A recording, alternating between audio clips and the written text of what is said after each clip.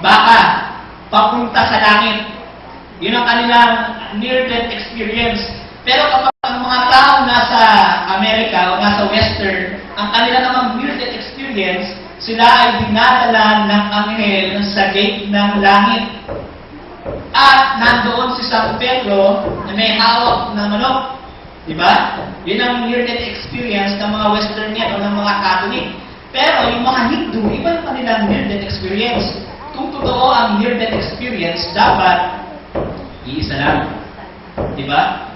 Kaso, based on the scientific study ni Paul and Linda Badang, they observe na yung mga tao yun nagsasuffer sa physical and psychological stress na kung saan ang hangin na pumapasok sa kanilang brain ay nagkakos sa kanila ng hallucinatory experience. Ano po? Ano pa? Sa Bible po mga kapatid,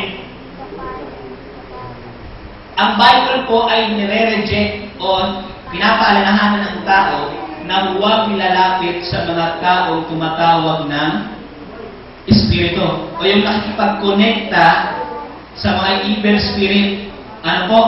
Sapagkat maaari tayong madaya noon. Kagaya halimbawa ng nangyari kay Saul sa woman of Endor. Siya ay lumapit doon at may nagpakitang Samuel, pero ang question, Samuel ba talaga yun?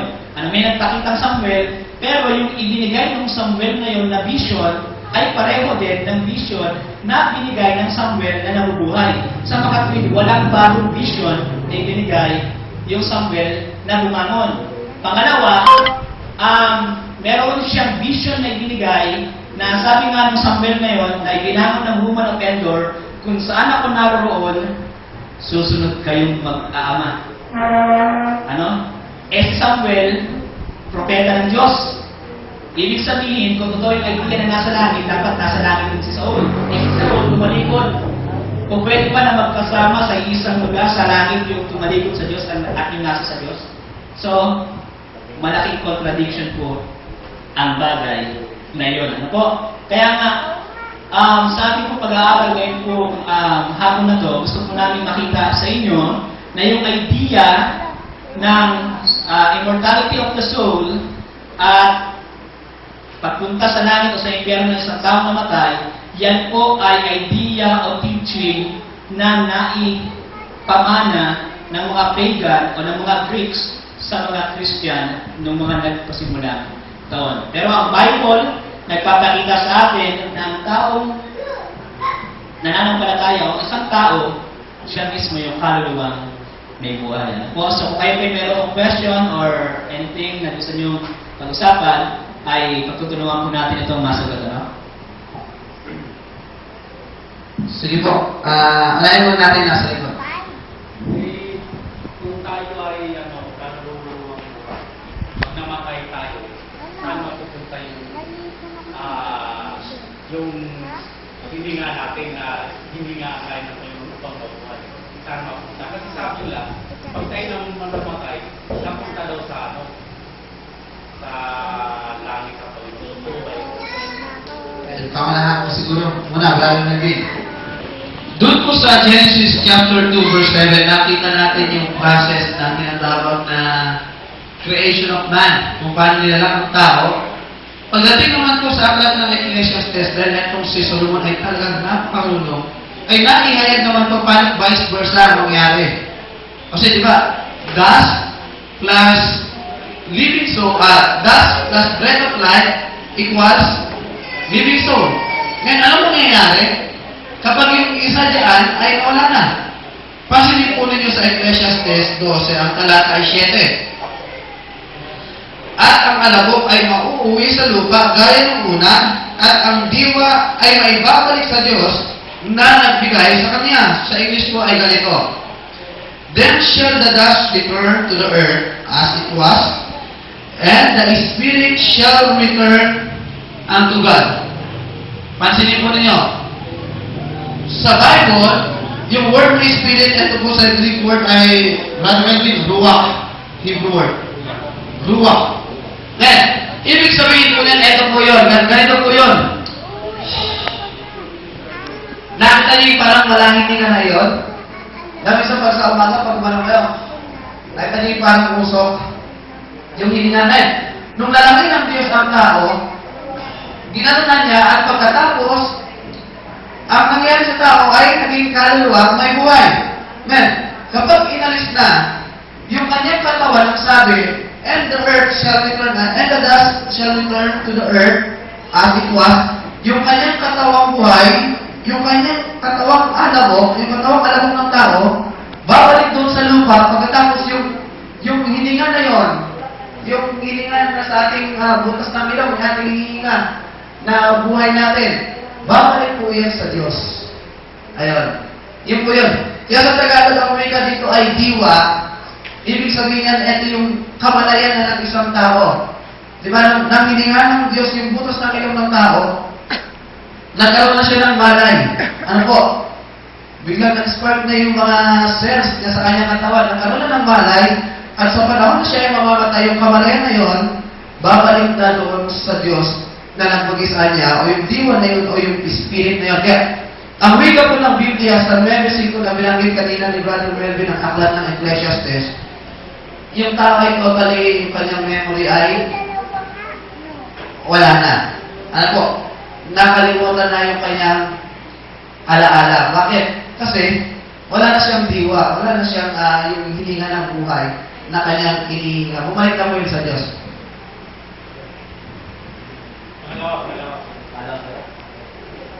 Ay, sabi mo na huwag kayo maniwala sa mga espiritu o kaluluwa. Di ba si Satanas, nandito naman yung devil spirit. So, meron talagang espiritu o devil spirit. Ako, ganito po yan.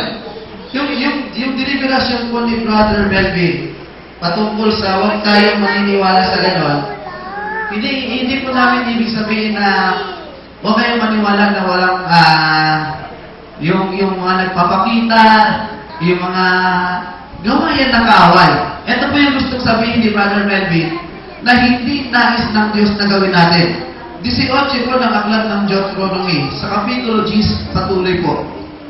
Huwag makasumpong sa iyo ng sino man nagpaparaan sa apoy ng kanyang anak na lalaki o babae, o nanguhula o nagmamasid ng mga pamahiin o inkantador o manggahaway o inkantador ng mga ahas o makikipagsangkunian. Yung makikipagsangkunian ka, yung pupunta ka doon sa mga medium, Brother Melvin, para makausap ko yung patay, makausap ko yung espiritu. Yung hindi yun yung tao talaga na namatay.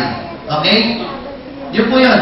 Meron, kasi naniniwala rin naman kami at nasa Bible din naman, maging si Satanas, kaya na gawin kahit anghel pa lang naliwanagan eh. Kaya, dahil nga lang ang pakiusap ng Biblia, huwag na tayo sa mangguni. Kasi karumal-dumal yung para sa ating Panginoon. Sige po. Ano po yung pagkakaiba kasi sa kay Brother Melvin? Yung near-death experience. How many days? Kasi may mga time na yung iba kasi yung katulad ng tatay ko, nakaranas siya ng yung katulad ng binabagay ko, nakaranas ng hallucination. So maybe yun ay mga parang yun ay yung sinasabi ng devil. Kasi 3 days yun. Akala patay na siya, mabuti na lang hindi na siya binansamo.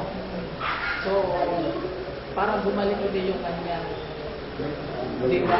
At pangalawang tanong, ano yung pagkakaiba ng vision? Kasi yung vision, di ba, si Ellen White, dinala siya sa langit.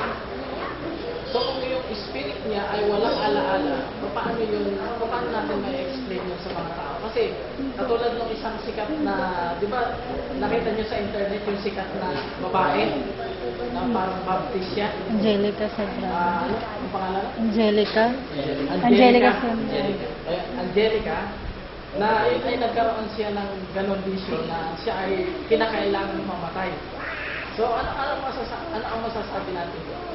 Okay, so, maganda po yung question. Ilang araw ba yung tinatanggalan ng near-death experience? Ano? Siguro po kahit hindi naman natin bigyan ng time measure kung gaano kahaba, once na isang tao ay napasabak sa ganitong klase ng karanasan, at kung sasabihin man niya na meron siyang near-death experience, or hindi pala near-death experience yung kanya nakita kundi vision, kinakailangan na yung kanyang sinasabing vision, tinitimbang natin sa pamamagitan pa rin po ng Biblia. Ano po? At dyan natin malalaman, halimbawa, yung Angelica na nasa YouTube, yung kanyang vision, sa ayon sa kanya, meron ng impyerno ngayon. Pero kapag ating tinimbang sa Bible, ang Bible hindi nagtuturo na meron ng impyerno ngayon. Kundi ang impyerno ay kailan? Sa third coming pa ng ating Panginoon kung saan papaulanin niya ng granizo ang lupang ito. Ano po? So, kinakailangan po, ang sikreto lang po dyan, yun bang vision mo ay biblical? Yun bang hallucinatory experience mo ay biblical? Or isa lamang hallucination lamang talaga? Doon po natin ma-identify, no? As a layperson, sa ganung paraan po siya ina-identify kung yun ba ay nasa Biblia.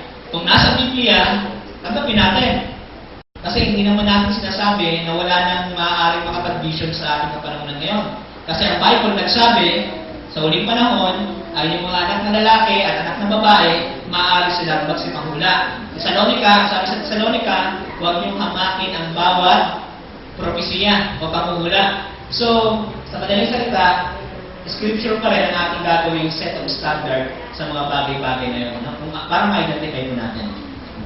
Isa pa, Brother Melvin, alam niyo po, bago po natin bago natin sundan yung next question. Alam niyo, medyo rin ako sa kanya doon sa internet, yung Angelica. Kasi nagkaroon na siya ng judgment. Sinudge na siya ng sabi niya. Nakita niya doon? Michael Jackson, si Pope John Paul. Doon, sa impyerno, nakita na niya eh. Pero alam niyo po, hindi natin masajudge kung anong nangyari kay Michael Jackson, kung siya ay nagsisi, bago siya ay mamatay. Pero sa kanya, meron na adal siya. Kaya, yung pong ginawa niya, yung pong ipinalabas niya, maaaring intention doon ay pera para kumala, bumili ng bumili.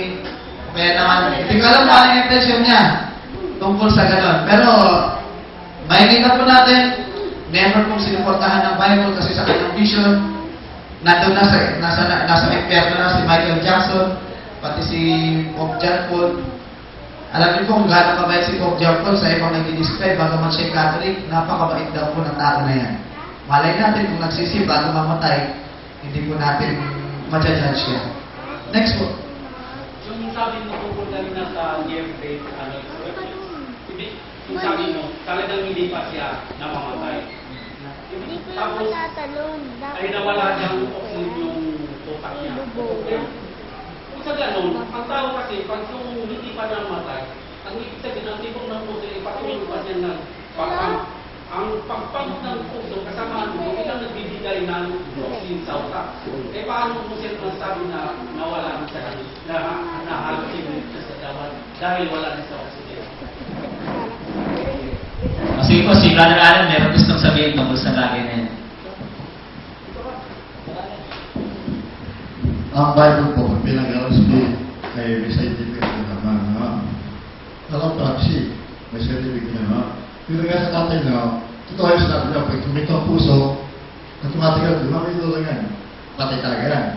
Titira mo yung mata, yung eyeball. Pag tinanong mo lang ilaw yan, ng flashlight, at nag-ilaak, yung sabihin, ang utang buhay. Pero pag hindi ko magagaan, patay tatay na. Ang problema, yung mata ng tatay na, yung ilang portion ng utak, hindi ko nagdala sa mata. Dapat na tinanong mo ng plastic yan, di ba yung mga doktor, meron mo ng plastic? Hindi ko magana, hindi ko nagtalin eh. Eh, yung time, buhay pala yun. So, wala pa siya doon eh. Well, ayaw nyo tayo stem cell, guys. Ang stem cell. Ilang form sa stem cell. Gumagana yun. Kahit ilang 5 days, 10 days. O 3 days, gumana ulit. Mabilis yun. Biglang stem cell na yun. So, asama mo na yung stem cell. Yun ang secret of life ng Diyos. Okay. Sige po. Ito na... Sige po. Iyan ako din muna. wala na yung ano ng hari. Nagpunta ng hari sa Injor para magtanong siya kung mayroon ng kausap. Kaya ginausap niya mga pagkulang. Bakit nag-usap kasi Samuel kay Saul, papatay na siya. Ano ito? Yan ang panagan na patay na siya si Bagay. Isang panon, wala na tanong pagkulang. Nag-usap kasi Samuel kay Saul. Yan ang aking panagan. Sige po, maganda po, pag-aralan natin ito lahat. Nasa? Kaya po ng ating pong nasabi kanina, yun pong pinabanggit doon sa unang Samuel, chapter 28, na kung saan yung babaeng taga-Endor, yung makukulang na babae, ay tila baga binangot niya si Samuel. Nga lamang, yung Samuel na kanyang ibinangon ay hindi ko tiyak kung yun ba talaga ay si Samuel talaga. Sapagkat yung salita kong Hebrew, gusto kong hindi yung salitang Hebreo na ginamit doon, na sinabi ng babae, may nakikita akong parang Diyos. Yun po sa Hebrew ay nasa plural form. Gods. Small letter at Gods po yun sa Hebrew. Sa makatuwid, marami siyang nakikitang hugis Diyos o hugis tao. Pero, si Saul, ang pinansin niya agad, hindi niya pinansin yung plurality, kundi ang pinansin niya agad yung pagtawag. Kaya nasa isipan niya, si Samuel yung kanyang itinawag. Pero dalawang bagay po na gusto kong makita natin dyan. Number one, yung Saul o yung Samuel na binabanggit dito ay walang inihulang bago, kundi yung dating hula ng Samuel na buhay ang kanyang ibinigay. Pangalawa, yung Samuel na binabanggit dito ay merong hulang contradiction sa Bible. Ano yun? Ang sabi ng Samuel na nandito, kung nasaan siya, si Saul, doon din paruroon pag siya ay namatay. Pero, si Saul, tumalikod sa Diyos. Si Samuel, nasa sa Diyos. Kung totoo na sila ay magkasama kapag sila ay namatay, lalabas niyan na si Samuel, dahil siya sa Diyos, sa langit. Si Saul, dahil siya tumalikod sa lupa. Pero paano sila magsama sa isang lugar, o paano makakapunta si Saul sa langit kung siya naman ay tumalikod? Pangalawa, ang inihula dito, lahat ng anak ni Saul mamamatay. Pero sa 2 Samuel, natuklasan na hindi pala lahat ng kanyang anak namatay. Merong nabuhay. Si Ishbosheth, o yung isang anak o yung pilay na anak ni Saul, buhay. Sa makatuwid, meron siyang false vision. Sa makatuwid lamang po niyan, tinataya ng mga Bible scholar din na yung Samuel na ibinangon ng manghuhula rito, ng manggagaway dito, yung witch, ay hindi talagang si Samuel. Sinabi ng Samuel kay Saul, bakit ka dinarapat ako sa aking kahon? At sumagot si Saul, ako ay katuroon maligalig sapagkat ang mga Pilisteo ay nakapipilba laban sa akin at ang Diyos ay umiwalay sa akin at hindi ako sinagot kahit sa panigitan ng mga propeta na pagkaganda o pag-nalilit man. Kaya tinawag kita upang makilala mo ang aking kung ano ang aking gagawin. At sinabi niya sa 16, sinabi ni Samuel, bakit ka nagtanong ka sa akin? Dagan ang Panginoon ay inuwalay sa iyo at naging iyong baway. Yan, sinabi ko. Verse 15. 15 hanggang 15. Okay, pansinin po natin, gusto ko kung makita itong talatang ito. Sa verse 11 at verse 12, dito kinausap ni Saul yung babaeng, yung babae, nagas niya iahon kasi on that time, patay na po Samuel. Gusto niyang iahon at pagdating sa verse 12, nakita niya, nagulat yung babae. Pagdating dito sa verse 13, sinabi ni Saul, teka, bakit ka natatakot? Kasi sinabi ng babae kay Samuel, bakit mo ako tinaya? Natatakot ang babae sa alam ng babae halos siya. Apo, Ganito po. Ito yung sequence. Gusto kong basahin. At nang na sinasabi, bakit mo ako dinaya? Sapagkat ikaw ay si Saul. Sa verse 13, at sinabi ng hari sa kanya, huwag kang matakot, sapagkat ano iyong nakita? At sinabi ng babae kay Saul, aking nakita ay isang Diyos na lumitaw sa lupa. Kaya makikita po natin sa verse 13, niliwanag kung sino talaga yung nakita ng babae. Ano po? Ipinaliwanag niya kay Saul kung sino yung kanyang nakita. Isang Diyos na lumitaw. At yung word po na Diyos doon, tulad ng pinakit ni Brother Melvin, siya po ay nasa small letter T nagsisimula. Kapag po ang Diyos sa Bible ay nasa small letter T, nangangahulugan po yan na hindi iyan yung Diyos na lumalak ng langit at ng lupa. Ibig sabihin po niyan, yan po ay Diyos, Diyosan. Kaya, maliwanag po, yung lumabas doon, hindi po yan si Samuel. Okay? Hindi yan si Samuel, kaya pagdating sa verse 13, ipinakita na, ang sabi ng babae, nakita ko sino yung lumitaw galing sa lupa. Isang Diyos na lumitaw galing sa lupa. Yun po yun, yung pinakita. Ang pangalawa po dyan, siguro magkakaroon tayo ng confusion. Bakit yung pangalan na ginamit doon o mention ay si Samuel? Sapagkat, alam niyo po, kung ating pong pag-aaralan ang pagsulat sa Bible, kung ano yung nasa isipan ng mismong mga character sa Bible, sa kanilang paniniwala, kung sino yung kanilang nakita, yun mismo yung kanilang itinatala. Kaya kung ating papansinin, sa verse 16, ay tinabaga nagsalita si Samuel. Diba? Sabi rito, at sinabi ni Samuel. Sapagkat, inakala na ng una ni Saul na si Samuel nga yung kanyang nakikita. Pero sa verse 13, ito po yung hindi pinansin ni Saul at ng babae. Ito hindi nila pinansin. And the king said unto her, be not afraid, for what sawest thou? And the woman said unto Saul, I saw gods ascending out of the earth. Hindi niya sinabi na ang kanyang nakita mismo talaga ay si Samuel o tao, kundi gods. Bakit gods yung ginamit? Sapagkat ang tinatawag ng mga inkantador ay hindi talaga tao, kundi yung mga evil spirit na tinatawag na gods or Diyos-Diyosan. Yun po yung simpleng nasasagot po namin. Karagdagan lang ito kasi ang nakita ko po dito, sabi nga dito sa 1:44, si Satanas daw po ay sinungaling, ano? So, sapagkat si Satanas po ay sinungaling kasi sabi po ng Apocalypse 16 verse 14, at sila yung mga espiritu ng demonyo na dinadaya nila ang sanlibutan. Pagdating po ng 1 Corinthians 11 verse 6 yata yun, dito po sa isang talata.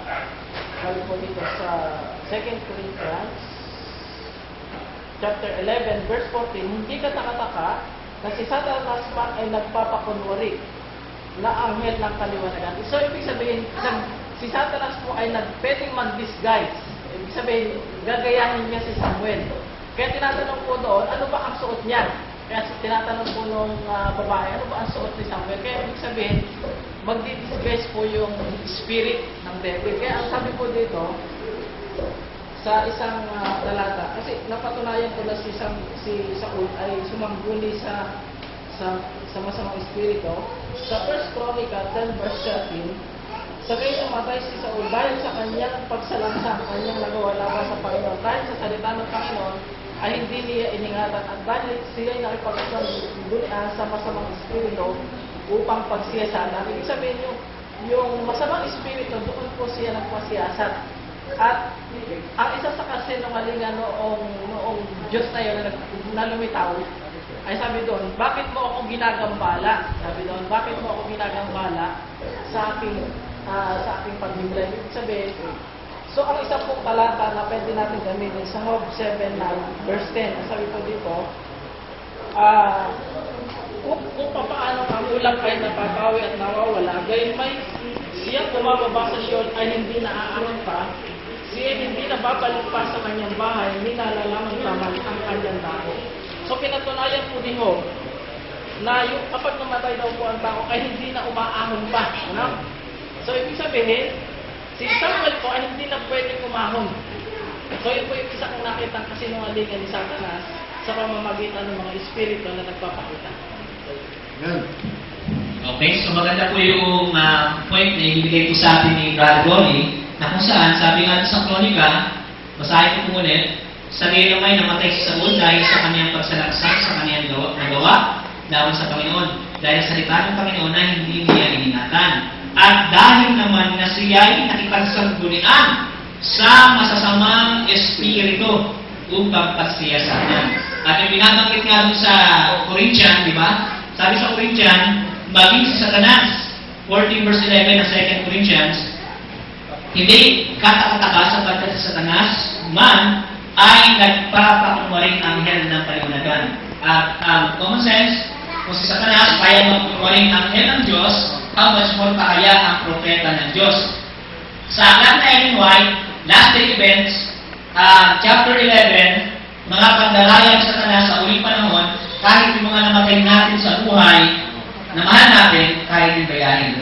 Upang ipagsalin sa atin na ang Sabat ay sinago na. Ano po? So, meron po atang tanong ko, Brother Marlon. Meron ako sasabihin. Kasi sa ngayon sa natin ngayon, ay huminga.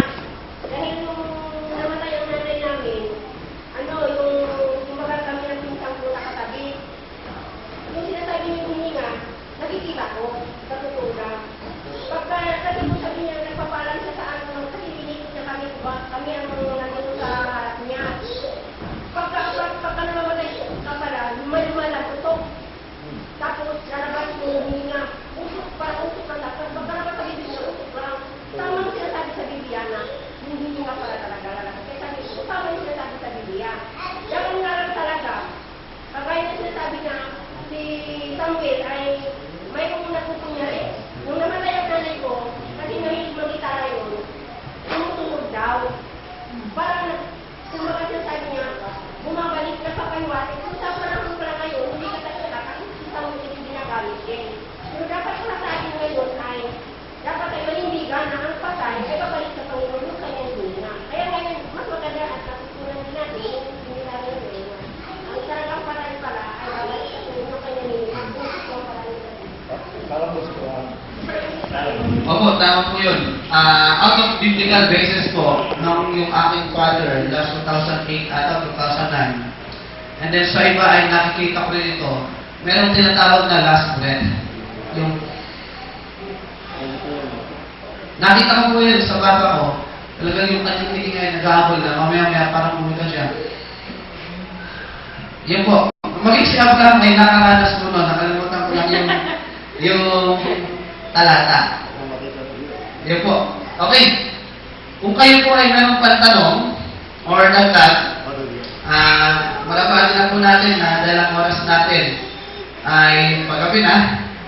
Okay. Marahil sa susunod po na lektura na gagawin ng inyong mga abang lingkod, ay pwede nyo ulit ipunin ang inyong mga tanong at makita naman, subukan po natin ito o pipilitin po natin masagot sang ayon sa